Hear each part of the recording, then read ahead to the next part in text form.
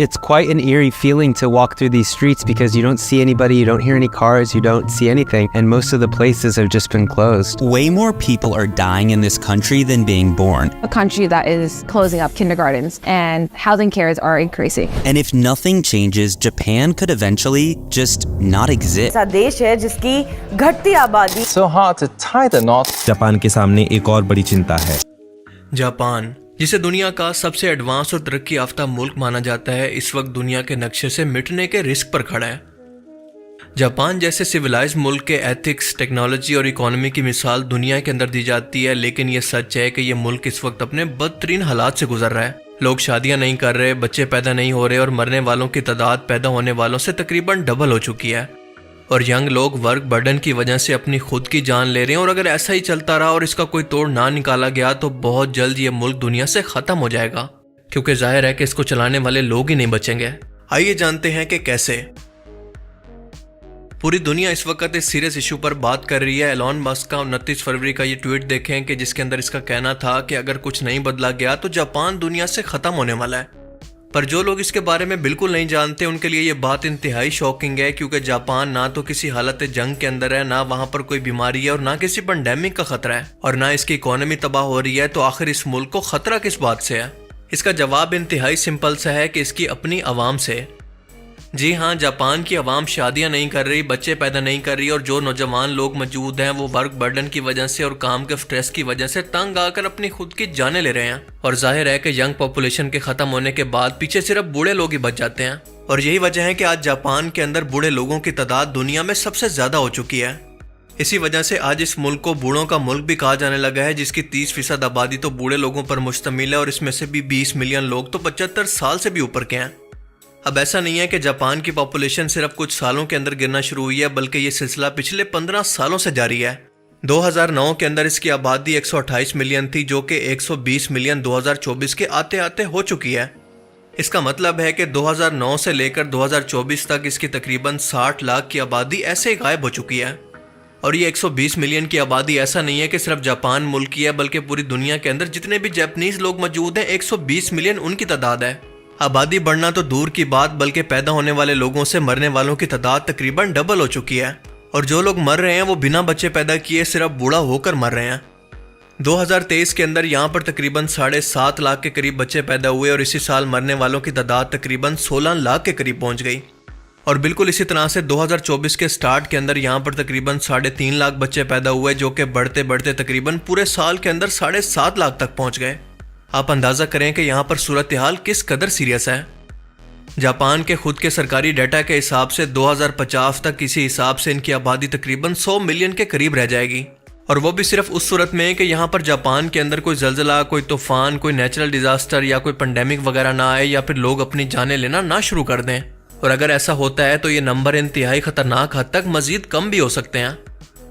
Japan के capital Tokyo का fertility rate 0.9 तक पहुंच चुका है, यानी ना के बराबर, क्योंकि लोग शादियां नहीं कर रहे। और 2006 के अंदर इस पूरे मुल्क के अंदर सिर्फ 5 लाख शादियां हुई थी, और ये इनकी तारीख का सबसे कम तरीन वर्ल्ड रिकॉर्ड है। और ये नंबर मुसलसल अभी भी कम हो रहे हैं, जिसकी सबसे बड़ी वजह है यहाँ का टॉक्सिक वर्क कल्चर। हम सब लोग जानते हैं कि जापानी लोग कितने ज़्यादा मेहनती होते हैं, बहुत ज़्यादा काम करते हैं, लेकिन मसला ये है कि लेबर शॉर्टेज की वजह से इन लोगों को मुफ्त के अंदर कई कई घंटे ओवर टाइम भी करना पड़ता है। 12-12 घंटे तक ये लोग काम करते हैं, और इसी वजह से ये समझते हैं कि इस काम के दौरान वो अपनी शादीशुदा जिंदगी को टाइम नहीं दे सकते, और बच्चे को पालने का रिस्क तो इससे भी बड़ा है। देखें, ये हकीकत है कि जापान एक महंगा तरीन मुल्क है। यहाँ पर बच्चों को पैदा करने से लेकर इनकी पढ़ाई लिखाई और बाकी ज़रूरतों पर अच्छा खासा खर्चा होता है। जापान के अंदर बच्चों की पढ़ाई हद से ज़्यादा महंगी है, और इस टॉक्सिक वर्क कल्चर के होते ये लोग इसको अफोर्ड नहीं कर सकते, क्योंकि इस हिसाब से इनकी तनख्वाहें बहुत ही कम हैं। और इसीलिए आप में से काफ़ी लोगों ने ये सुना होगा कि जापान के अंदर एक जंगल बहुत मशहूर है, जिसको सूसाइड के नाम से भी जाना जाता है, क्योंकि हर साल इसी टॉक्सिक वर्क कल्चर की वजह से और प्रेशर की वजह से लोग यहाँ पर अपनी जानें ले लेते हैं। आप ज़रा यहाँ पर कंपैरिजन करने की कोशिश करें कि उनका वर्क कल्चर हमारी तरह नहीं होता, कि वहाँ पर बात करने के लिए भी कोई शख्स मौजूद हो और उनके साथ वो काफ़ी सोशल भी हो सके। जापान जैसे तरक्की याफ्ता मुल्कों के अंदर लोग अपने काम से काम रखते हैं, किसी दूसरे के मामले के अंदर टांग नहीं अड़ाते, और यही चीज़ें कर्ज बनकर इन लोगों को अकेला और स्ट्रेस से भर देती है, जिसके चलते वो ये एक्सट्रीम कदम भी उठा लेते हैं कि अपनी जान तक ले लेते हैं।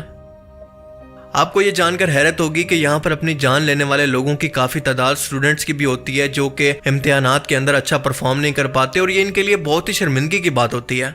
इस तरक्की याफ्ता मुल्क के अंदर भी बुलिंग एक बहुत बड़ा मसला है और मुतासरा तलबा ज़हनी दबाव के अंदर आकर अपनी जान भी ले लेते हैं।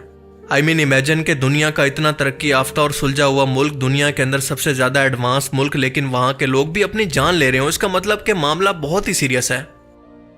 जब दूसरी जंग अजीम के अंदर अमेरिका ने जापान पर न्यूक्लियर बॉम्ब गिराए और इसके हिरोशिमा और नागासाकी शहर को तबाह किया, तब इसी हार्ड वर्क कल्चर की वजह से जापान ने दोबारा से ना सिर्फ कम बैक किया, दुनिया की तीसरी बड़ी इकोनॉमी बन गया, लेकिन आज यही वर्क कल्चर इसके लिए सबसे बड़ी मुसीबत बन चुका है।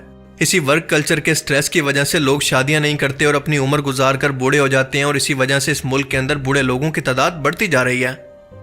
और अगर इकोनॉमिकली बात करें तो जापान इकोनॉमिकली भी बहुत स्ट्रगल कर रहा है, क्योंकि इस वक्त इस पर 9.2 ट्रिलियन का कर्जा है जो कि दुनिया के वन ऑफ द बिगेस्ट है। 2011 के अंदर जब यहाँ पर सुनामी आया था तो इसकी इकोनॉमी 6.2 ट्रिलियन की थी, जो कि कम होकर आज 2024 के अंदर सिर्फ 4.2 ट्रिलियन तक पहुंच चुकी है और मुसलसल कम हो रही है। और दूसरी रही सही कसर पूरी कर दी है चाइना ने, क्योंकि जापान एक टाइम के अंदर जो टेक्नोलॉजी बनाकर दुनिया को बेच रहा था उससे भी सस्ती चीज बनाकर चाइना आज दुनिया को पूरी दुनिया में बेच रहा है। और ऑब्वियसली इसकी वजह से जापान के प्रॉफिट या फिर इसकी जीडीपी काफी हद तक मुतासिर हुई है।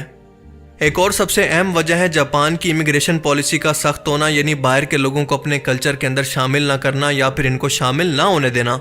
बाकी तरक्की याफ्ता मुल्कों के उलट जापान इमिग्रेशन को ज्यादा फरोग नहीं देता, क्योंकि यहाँ पर सकाफती और जबान की वजह से बाहर के लोगों को इस कल्चर के अंदर एडजस्ट होने में बहुत मुश्किल होती है। I don't want to work for a Japanese company. It is the worst place in the world to live as a foreigner. If you don't have any intention of respecting us, then leave my country. और इसी का result ये निकलता है कि मजदूरों की कमी को पूरा करने के लिए बाहर से लेबर फोर्स नहीं आती, जो कि इसकी आबादी के बुरहान को मजीद संगीन बना रही है। अब ऐसा नहीं है कि जापानीज गवर्नमेंट को इस प्रॉब्लम का पता नहीं है और वो बार बार एजेंसीज के थ्रू लोगों से सवाल कर रही है कि तुम लोग शादियां क्यों नहीं कर रहे हो।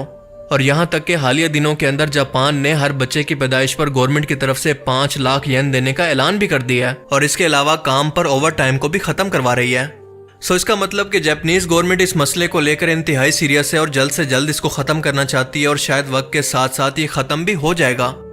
लेकिन सबसे हैरत की बात यह है कि वर्कलोड की वजह से अपनी जानें लेने का कल्चर सिर्फ जापान जैसे तरक्की याफ्ता मुल्क के अंदर नहीं है, बल्कि दुनिया के बाकी मुल्क, मिसाल के तौर पर Iceland, South Korea, Italy, Germany और ब्रिटेन का भी यही हाल है। लेकिन जापान का मामला थोड़ा सीरियस है। एटलीस्ट जापान के लोगों को इस बात की तसल्ली तो है कि इनकी गवर्नमेंट इनके बारे में कुछ ना कुछ सोच रही है और कर भी रही है। लेकिन इमेजिन करें कि हमारे यहाँ पॉपुलेशन का मसला है, पानी, बिजली, गैस महंगी के मसले हैं, लोग बेरोजगार हैं, मुसलसल महंगाई की वजह से अपनी जानें ले रहे हैं, लेकिन गवर्नमेंट को कोई फर्क नहीं पड़ता और वो इनके बारे में सोचना भी नहीं चाहती। और ये सबसे बेहतरीन मिसाल है अपने हाथों से एक हंसते बसते मुल्क को तबाह करने की। बाकी आप लोग जापान की सिचुएशन पर क्या सोचते हैं, अपनी कीमती राय का इजहार कमेंट सेक्शन में जरूर करें। Thanks for watching this video.